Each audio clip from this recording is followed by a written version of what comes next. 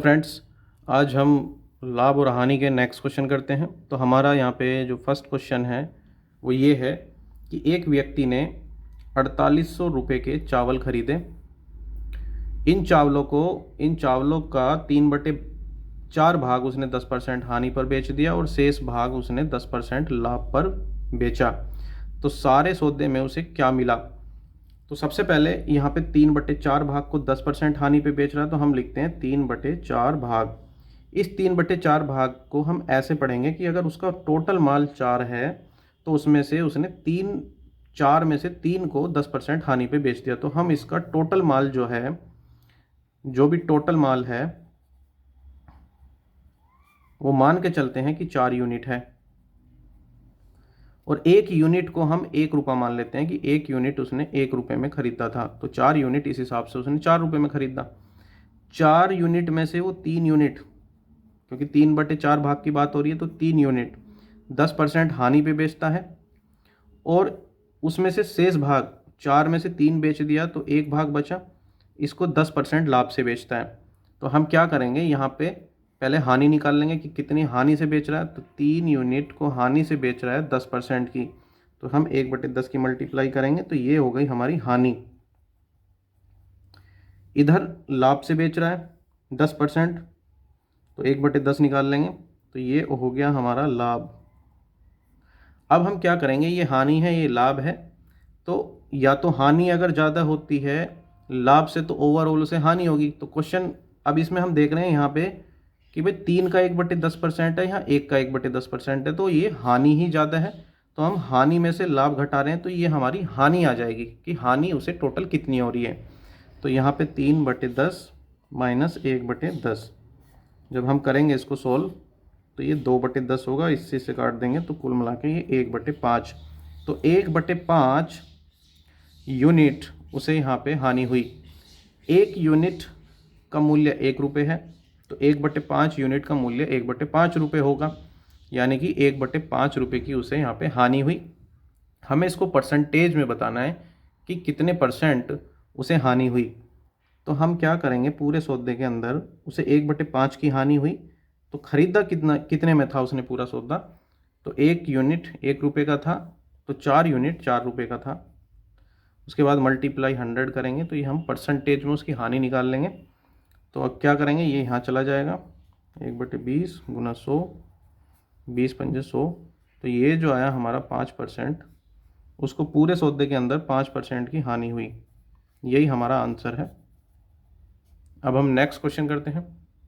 हमारा next question है यहाँ पे, एक व्यापारी अपनी वस्तु का क्रय मूल्य से 20% अधिक अंकित करता है और 10% का बट्टा देता है, उसका लाभ प्रतिशत हमें बताना है। तो यहाँ पे 3 बात हो रही हैं। एक तो वो अंकित मूल्य की बात करेंगे, हम एक क्रय मूल्य की बात करेंगे, एक हम विक्रय मूल्य की बात करेंगे। तो सबसे पहले हम लिखते हैं अंकित मूल्य। अंकित मूल्य। दूसरा हम लिखते हैं क्रय मूल्य। तीसरा हम लिखते हैं विक्रय मूल्य। समझने के लिए अभी हम ऐसा लिख रहे हैं, बाद में हम इसको शॉर्ट में भी कर देंगे। तो अंकित मूल्य, क्रय मूल्य और विक्रय मूल्य, यहाँ पे 3 मूल्य की बात है। तो उसने क्या किया है कि एक व्यापारी अपनी वस्तु पर क्रय मूल्य से 20% अधिक अंकित करता है। मान लेते हैं यहाँ पे उसका क्रय मूल्य 100 रुपये का है।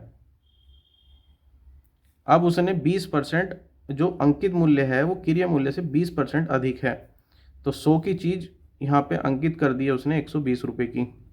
ये उसका मार्केट प्राइस है यहाँ पे 120 रुपये। अब वो इस पर छूट देता है 10% की। 120 रुपये पे वो 10% की छूट देने के बाद वो सेल करेगा, यानी कि विक्रय मूल्य आ जाएगा। तो हम निकालते हैं 120 पे 10% की छूट, तो ये निकाल लिया हमने, 108 आ गया। तो 108 रुपये इसका क्या हुआ, ये विक्रय मूल्य है।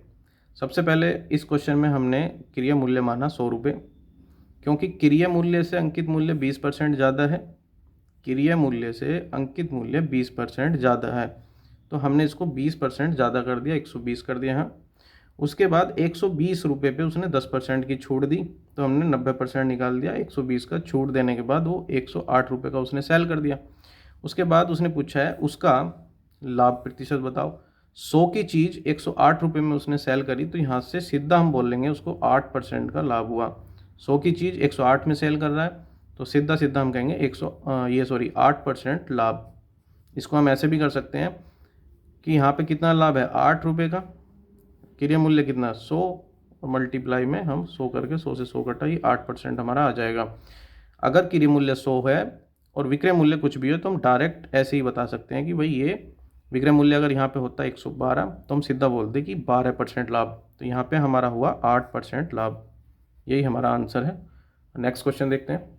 हमारा नेक्स्ट क्वेश्चन यहाँ पे है कि एक सोफ़ा सेट का अंकित मूल्य 5000 है।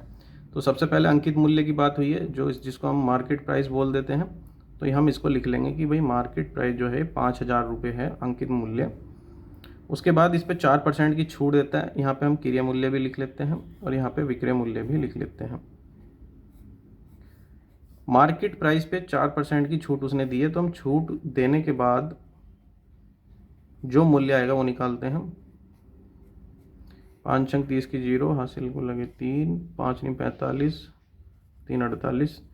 तो छूट देने के बाद ये 4800 रुपये आए, और छूट देने के बाद जो आएगा वो विक्रय मूल्य आएगा, क्योंकि 4800 रुपये में उसने वो सेल करी है। लिखा है यहाँ पे 4% बट्टा देने पर वो बेच देता है, 4% बट्टा देकर, और 20% का लाभ कमाता है।